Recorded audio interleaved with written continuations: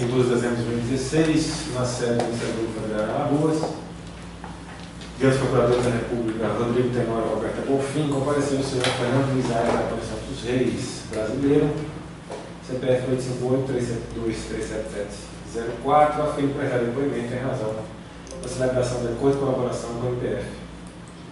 Todos os presentes são certificados nesse momento da proibição do uso de qualquer instrumento de gravação, registro de áudio ou vídeo próprios, e declaram que está fazendo uso oculto dissimulado de qualquer equipamento sobre as temas legais. Todos confirmam, por favor?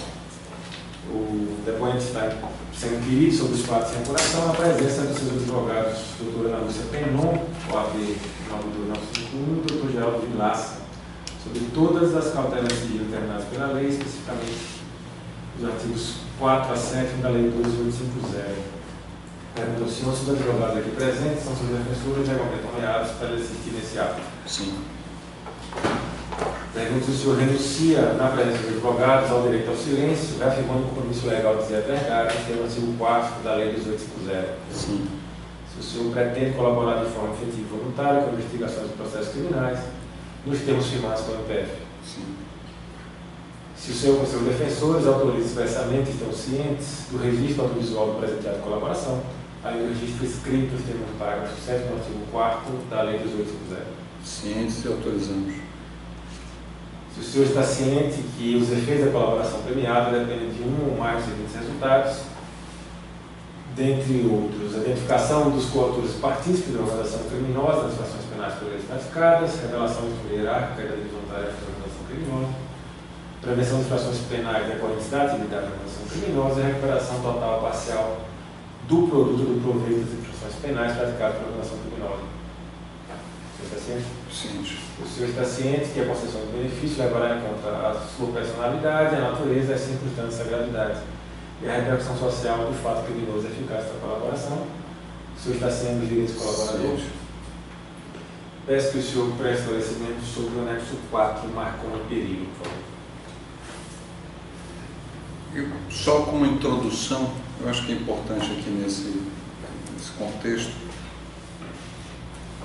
da minha atividade profissional, da empresa que eu vinha sendo presidente desenvolvia, o nosso principal propósito é buscar a possibilidade de investir e fazer concessões de água e esgoto.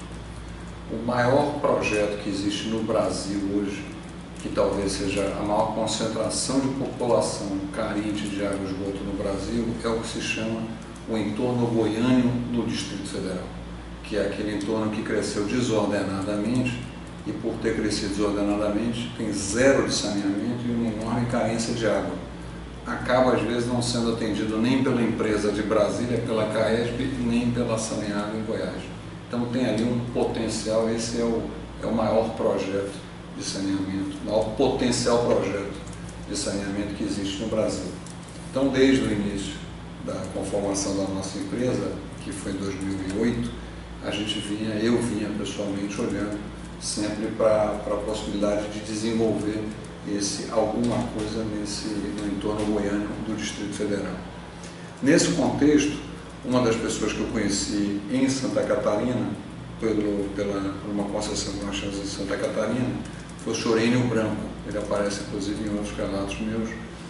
O senhor Enio Branco é um catarinense e ele me apresentou, em fevereiro de 2010, o então senador pelo estado de Goiás, Demóstenes Torres. Ele marcou um jantar, eu fui ao apartamento funcional do senador Demóstenes Torres e conversamos. O senador Demóstenes Torres tinha um discurso não só extremamente íntegro, extremamente de moralidade e um discurso pró-iniciativa privada. Então nós fizemos um primeiro jantar.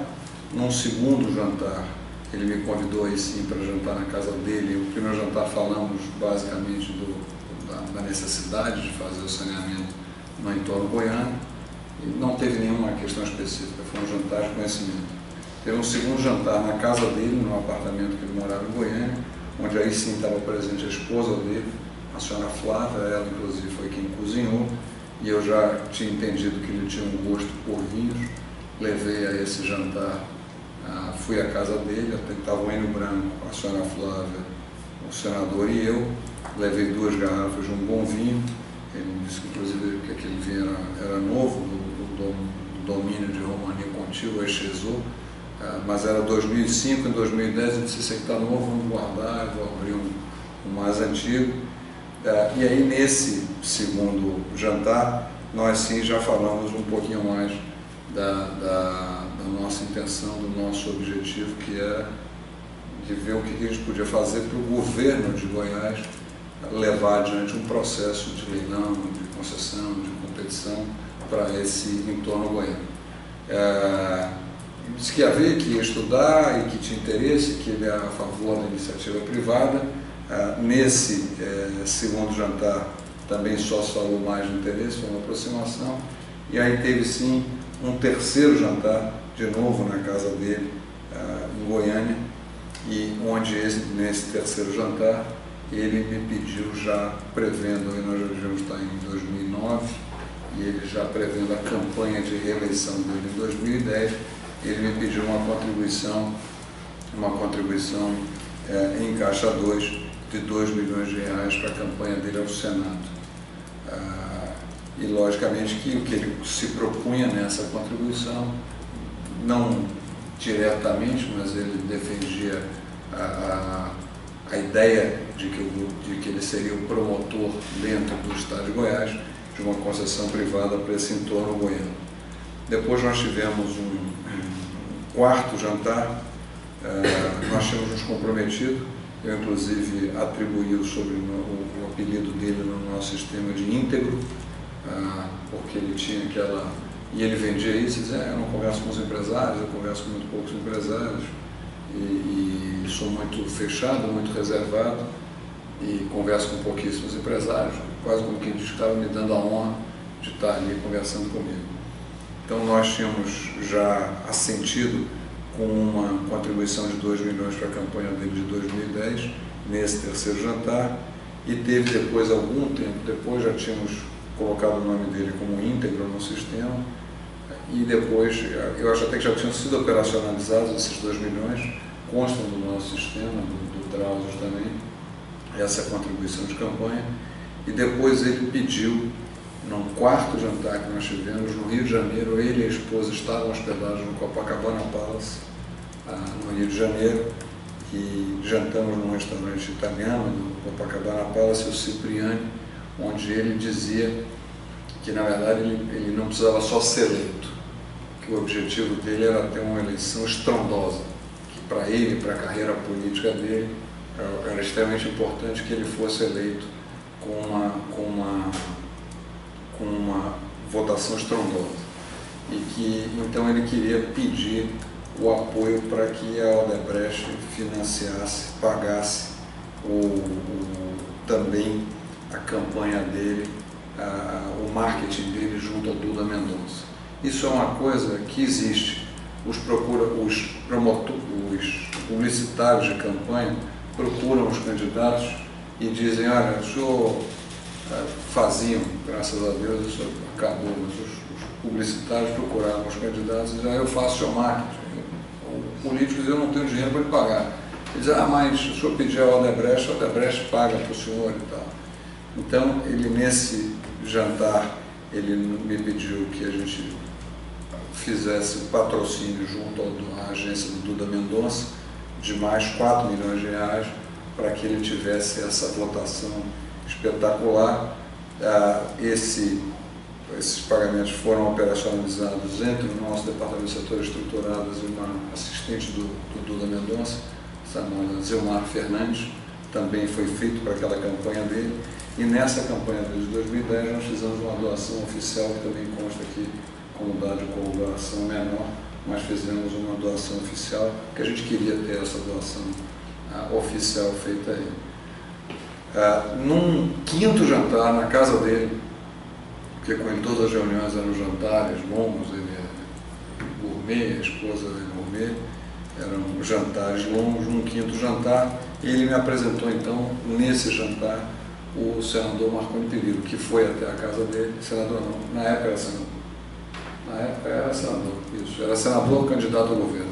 Ele me apresentou o senador Marconi Perillo, que foi com a esposa dele na casa dele, e conversamos, falamos em geral. O senador Perillo falou muito da necessidade, porque esse entorno goiano é uma coisa unânime, ninguém faz nada, mas a necessidade de se resolver esse problema, ela é unânime, né? Qualquer um que esteja na região fala disso. Então o Marconi disse, não, nós vamos fazer, e o próprio Marconi nos pediu uma contribuição de 2 milhões em caixa 2 para a campanha dele, que a gente também aceitou.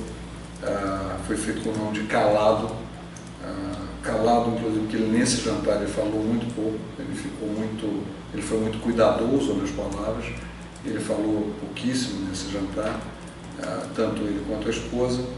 Então nós assentimos também em fazer isso, os pagamentos estão feitos no sistema Drauzio, e a nossa ideia era promover em Goiás um ambiente para que fosse feito, existiam vários modelos, acho que fosse feito um leilão de privatização e que a gente pudesse participar dessa população que passa de 2 milhões de habitantes.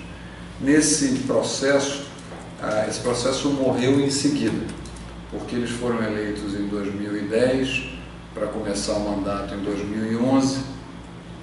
Houve alguma iniciativa naquele momento do senador junto a Saneago de fazer alguma coisa, mas em seguida veio a Operação Monte Carlo, que desmascarou o senador Demóstenes Torres, e inclusive uma das ligações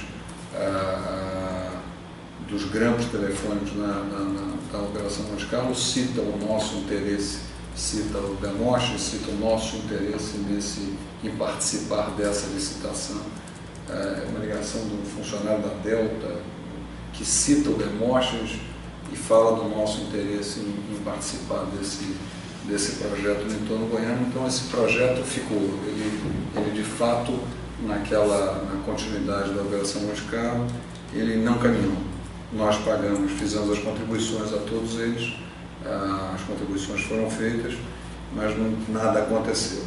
O pagamento de contribuições oficiais chegou a quanto? 300 milhões. 300 milhões. E das não oficiais?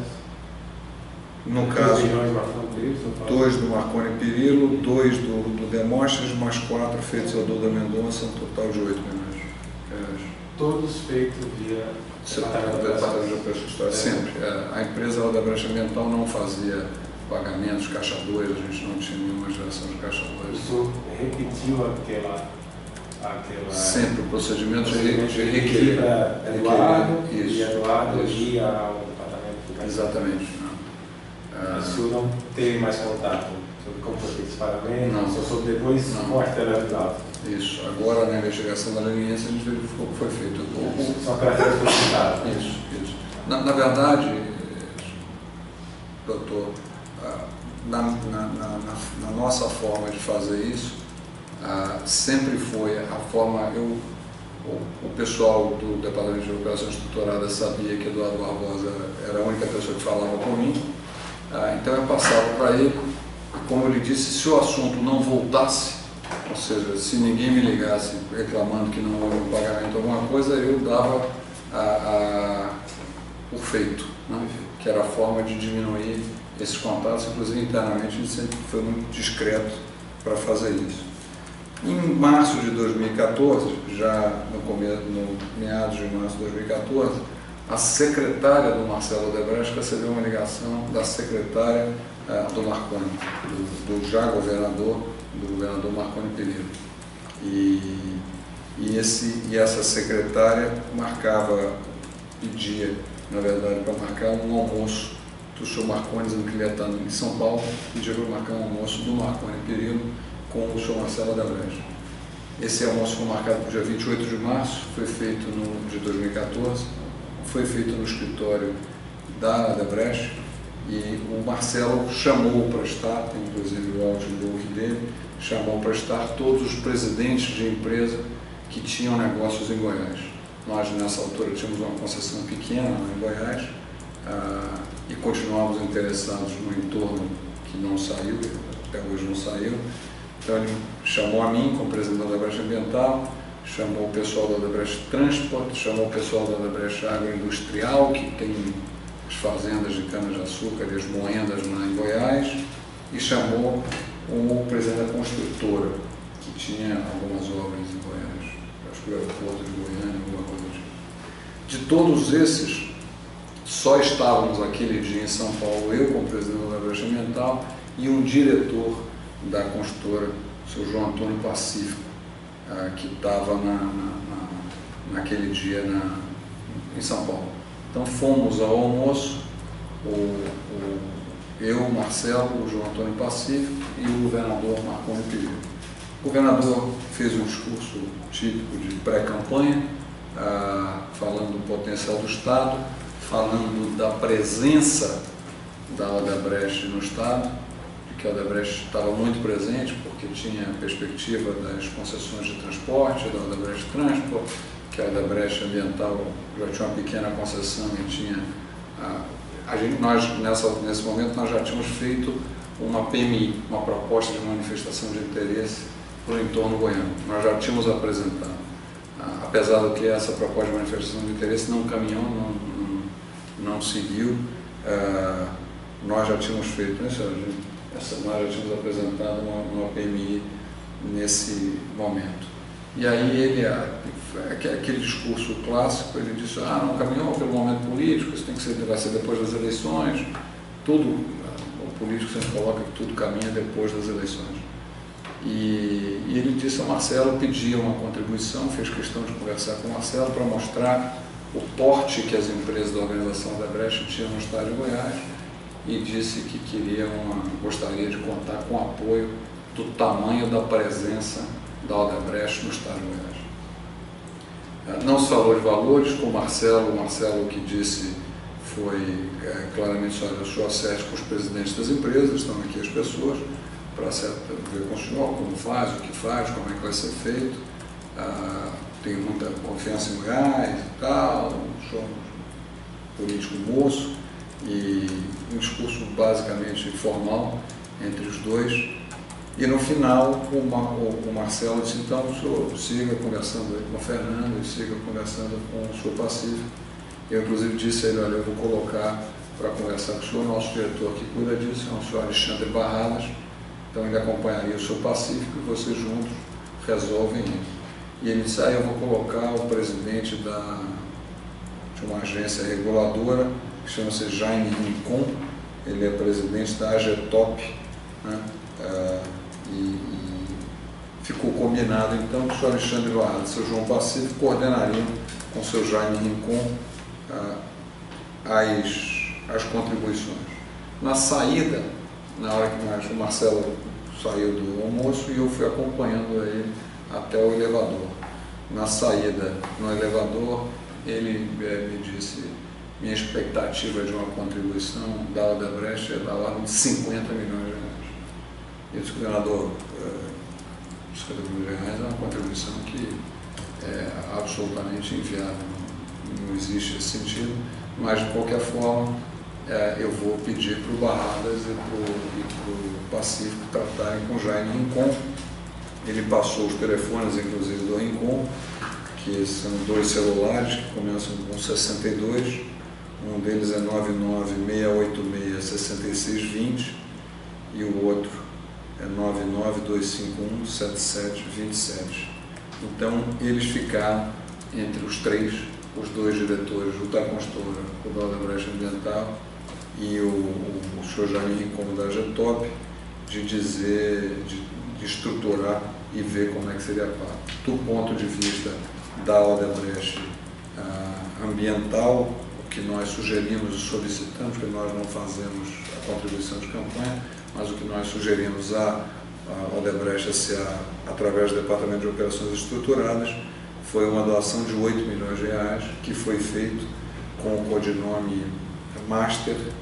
Foram entregues na Rua Luiz Carlos Berrinho, no 748, conjunto 2203, sempre coordenado, e aí sim, no nosso caso, entre o senhor Alexandre Barradas e o seu Jaime Rincon, e isso inclusive também consta, uma dessas últimas entregas, também consta da delação da senhora Maria Lúcia Tavares, uma daquelas famílias da senhora Maria Lúcia Tavares, tem uma entrega que consta lá, além das provas que nós juntamos dos pagamentos feitos no sistema Drauzes e todas as entregas feitas. Inclusive nós verificamos que esse endereço onde foi feita a entrega, numa pesquisa feita nas fontes abertas da internet, que esse endereço funciona numa empresa chamada Smart Brasil, que é ligada a Ailton José Pacheco, que também foi citado naquela operação Caixa de Pandora, que tem a ver lá com Goiás também. Então, as provas de colaboração dos pagamentos são o sistema Adrasos, tem a contribuição de campanha oficial que foi dada ao senador Demóstenes Torres. Os propósitos eram a privatização e as concessões tanto de transporte público quanto de saneamento, e o entorno goiano não caminhou. Nós já estamos aí no final do segundo mandato do senador e absolutamente nada foi feito. Parece que Do governador. Eu falei do quê? Do governador, isso, desculpa. Do governador já está no final do seu segundo mandato, não teria nem mais tempo hábil para levar adiante uma PMI dessa, nós também não voltamos a procurá-la. Enfim, então foi basicamente isso. E tenho a impressão que os projetos da construtora, que aí sim eu não conheço quais eram os propósitos, também não caminharam. Mas do nosso ponto de vista foi isso. Nessa reunião de Goiás, só se blocou como, tá? Sempre de avião, juntamos um plano de voo. Juntamos o plano de voo, avião que eu digo de jato, isso. Sempre de jato, e juntamos o plano de voo. Os planos de voo estão juntados nesses jantares na casa do senador Demóstenes Torres, e todos os jantares foram os nossos jatos, os planos de voo estão juntados. Eu só queria confirmar que era Odebrecht Transporte Ambiental Agroindustrial, que não esteve presente, e a construtora Odebrecht. Só quem esteve presente foi uma pessoa da construtora e eu da minha João Pacífico. João Pacífico. Algum desses projetos que o governador prometeu se consolidou? Não. Nem dele, nem do senador Demóstenes? Não, o senador Demóstenes, no caso da Odebrecht Ambiental, era o entorno goiano que nós fizemos essa proposta de manifestação de interesse. Outra empresa concorrente nossa também fez, e o projeto não caminhou. Não caminhou.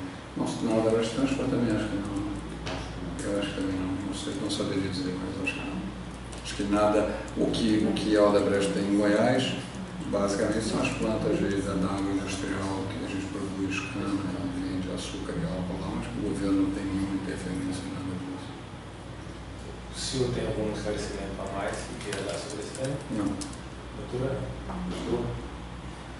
Agradeço mais uma vez. Obrigado. Vamos encerrar o tempo.